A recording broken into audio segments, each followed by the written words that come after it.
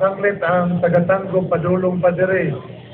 Unya human sa ilahang sinulong presentation ng street dancing dire sa plaza. Doon na tayo raffles na pito ka Santo Niño gikan sa atong parokya. Ang mga kapilya nga magkadaog ini nga Santo Niño mao nang ibutang sa atong mga kapilya aron panahon sa pag raffles, panahon sa pagsubina sa Santo Niño, ang atong kapilya dunay mga larawan na. Kaya doon na tayo mga Santo Niño nga ihatag. Sa umabot po sa Pentecostes, sa atong kasaulugan, doon na po tayo mga debolto sa Birhen sa Santos nga Rosario nga ihatag.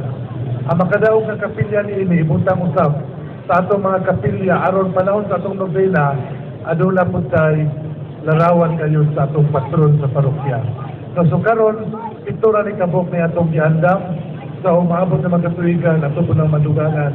Pero dunay pito ka kapilya nga makadawat unya para sa inyong kapilya. Karon po tingali gipangturoy naman ang mga candles ug dahil doon na po yung mga Santo Niño nga luminos na gipanghatag mga 1,200 ka buok na gipanghatag na itong tanan sa kuwan ng sigulan sa masigo o makadawat tagsa-tagsa para sa tuwang tagsa-tagsa atong madaladala. Doon na mga Santo Niño nga ipangsuroy o ipanghatag.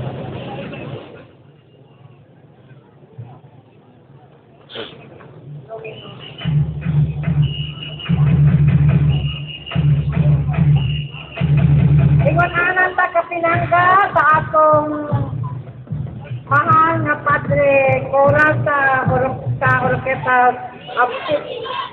Santo Rosario Parish. Father Arnold, na kada kadihukan, anaagi sa ibang hatag. Anang kanato. Kabisan po sa kapaagi, pagpasalamat sa inyong suporta. Salamat kayo, Padre. Salamat.